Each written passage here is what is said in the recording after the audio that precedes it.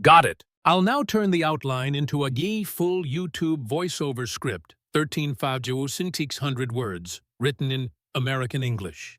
First-person perspective, natural storytelling style, raw, sarcastic at times, funny when it fits, but also heavy when emotions hit. It will have hook 3 shocking lines, charter acts, conflict, escalation, twist, counterattack, and justice. A real moment of doubt, comeback with clear motivation. Che dialogue, live action, logic-driven conflict. Cha villain punished, emotional close, no salut. Celebration. Final one-liner lesson with channel name. YouTube, voiceover script. Hook. She pulled a gun right there by the lake, in front of my daughter. The whole crowd froze, and for a second, I thought this was how our story ended. But then Emily, calm as a stone, looked her dead in the eye and said, "Sheriff's office. Drop it." Act 1. The conflict begins. Name's Grant, retired mechanic. Thought I'd finally caught a break when I bought a little cabin by lakeside. Quiet spot. Cheap enough, big enough to leave to my daughter someday. I wanted peace fishing, fixing old trucks, maybe some beers on the porch. But the first week there, peace got shot to hell. Her name was Pam Weston. If you've ever met a Karen, multiply that by 10. Give her a clipboard, a phone she never stops live streaming, and a superiority complex the size of Texas. That was Pam. She strutted down the gravel road in yoga pants and pearls, barking like she owned the place. "Welcome to Lakeside HOA," she chirped, waving a packet of papers. "You'll need to sign these. Pay dues. Follow the rules." I looked down at the papers. HOA. Newsflash. Our deed never mentioned an HOA. The lake was under state management. My daughter Emily, polite as ever, asked, "Ma'am, can we see the legal documents first?" Pam's smile dropped. Her eyes narrowed. "Sweetheart, I am the legal document." And she shoved the clipboard closer. That should have been the red flag. But me, I just laughed it off, said, "Yeah, no thanks," and shut the door. Big mistake. The next morning, my cabin looked like a crime scene. Violation notices plastered all over grass too long. Driveway not regulation width. Garage door dirty. It was a circus. Pam live-streamed herself sticking the papers up, narrating to whoever the hell watched her. "See, folks? Another freeloader refusing to join our community." By day 3, I found nails in my tires. Expensive. Industrial ones, not the kind you just accidentally drive over. That's when it hit me. This wasn't HOA drama. This was intimidation. Emily tried to calm me. She said, "Dad, don't give her the satisfaction." But I could see the tension in her eyes, the way she checked the locks twice at night. That's when I knew Pam Weston wasn't just a nosy neighbor. She was dangerous. Act 2, escalation and twist. Pam doubled down. She showed up with some sleazy guy in a suit. Alan Harper, her lawyer. He waved a stack of papers like they were gospel. Only, the addresses were from 3 different states. The laws didn't even match ours. Alan smiled, oily as a used car salesman. "If you don't join, we'll sue, and you'll lose. Best to pay the dues. Keep quiet." Pam stood behind him, arms crossed, smirking, like a mob boss in yoga pants. That night, neighbors who'd smiled at us last week started crossing the street to avoid us. I heard whispers. Non-compliant, freeloaders, dangerous. Mail went missing. Water shut off without notice. My garage door wouldn't open.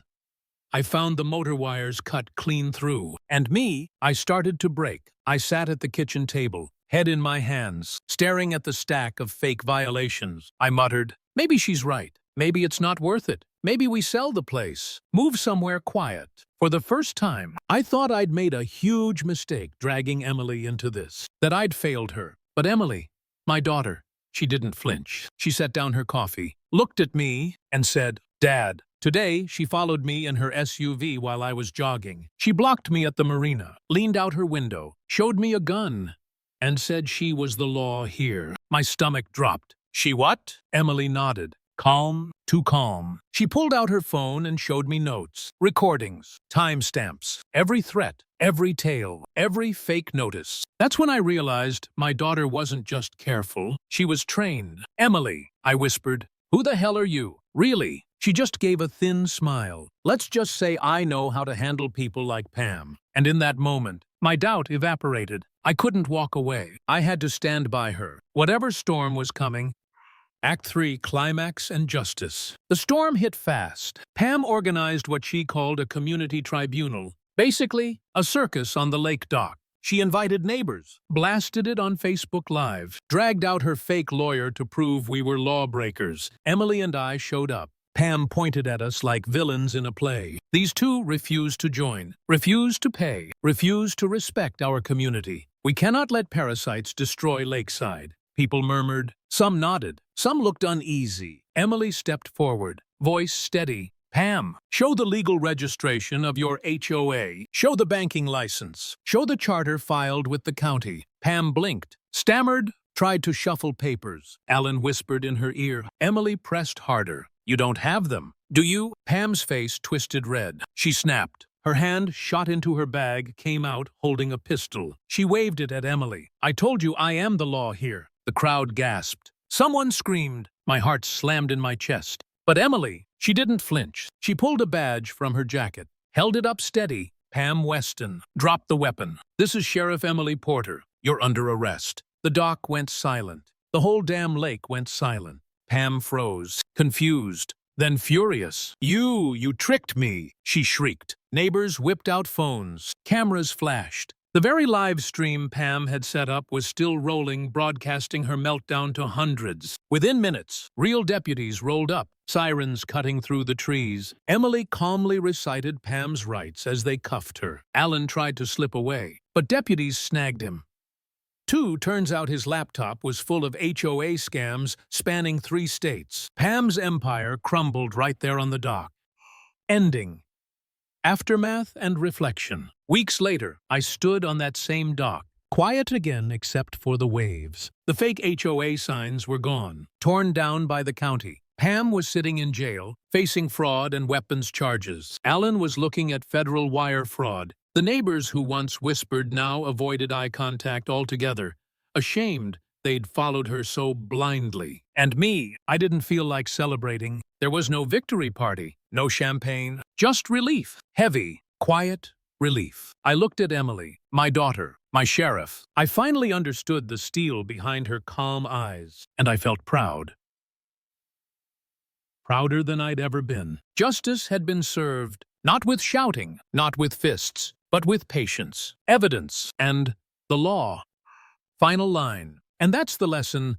Those who scream the loudest about rules are usually the ones breaking them. Justice caught up with Pam, and that's exactly what we stand for here on our HOA Stories. Cha.